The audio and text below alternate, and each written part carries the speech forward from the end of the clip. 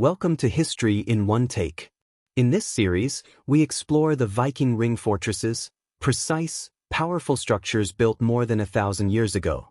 Each fortress tells a story of royal ambition, military organization, and the engineering skill of the Viking Age.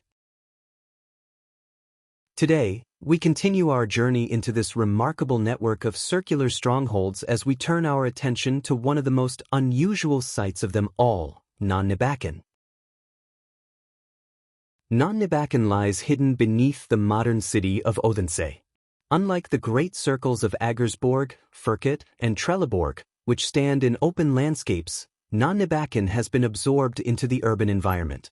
Cars pass over it, people walk across it, and buildings stand on top of it. Yet beneath all of this, the outline of a perfect Viking circle still rests quietly in the ground.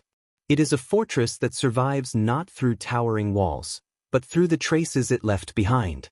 Built around the year 980 during the reign of King Harald Bluetooth, Nonnebakken was part of a coordinated network of ring fortresses constructed across Denmark.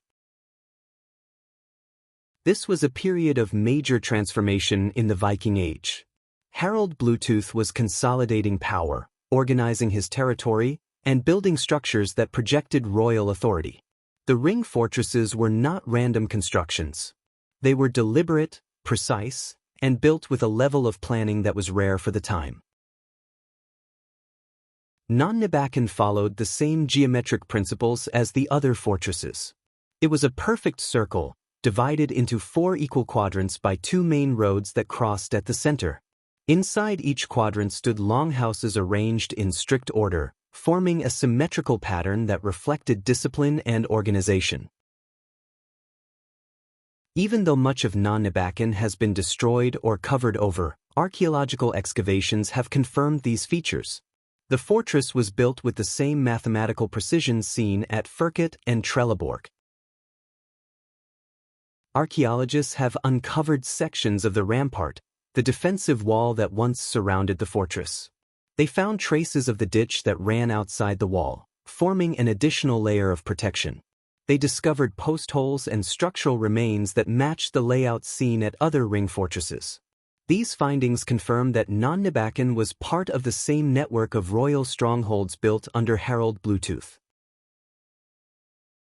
Even though the fortress is mostly hidden today, its archaeological footprint is unmistakable. Nonnebakken's location makes it especially interesting. Odense was already an important settlement in the Viking Age. Placing a fortress here suggests that Harald Bluetooth wanted control over movement, trade, and administration in the region. The Odense River provided access to the sea, and the surrounding land connected to major routes across Funen. A fortress on this hill would have been a powerful statement, a reminder that royal authority extended into the heart of the island. Over the centuries, the fortress changed. Long after the Viking Age ended, a nunnery was built on the hill. This gave the site its modern name, Nonnebakken, the Nuns' Hill. The Viking fortress became part of a religious landscape, then later part of an urban one. Layer upon layer of history accumulated, until only fragments of the original circle remained visible. The hill still rises slightly above the surrounding streets, and if you walk through Odense, you might notice a curve in the terrain or a slope that feels out of place. These subtle features are the last physical reminders of the Viking fortress that once stood here. Nonnebakken is a fortress that asks us to imagine, to picture the perfect circle that once dominated the hill, to see the longhouses arranged with mathematical precision, to hear the sounds of activity inside the walls, footsteps, voices, tools, and the daily rhythm of life in a royal stronghold. It is a fortress that survives not through its physical remains, but through the traces it left beneath the modern city. Archaeology gives us glimpses, but the full picture requires us to look beyond what is visible today.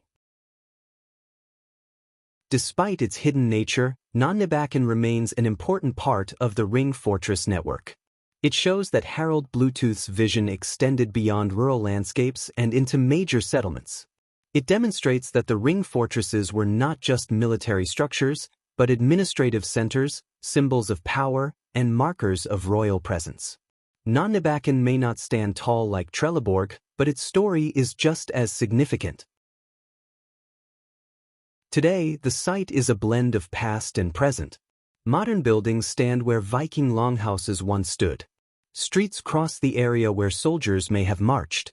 The hill that once held a perfect circle now holds centuries of history layered on top of one another. And yet, beneath it all, the Viking fortress remains, quiet, hidden, and waiting for those who know where to look. Nonnebakken reminds us that history does not always stand in open fields. Sometimes it lies beneath our feet, hidden under centuries of change, waiting to be rediscovered. It is a fortress shaped by a king, transformed by time, and remembered through archaeology.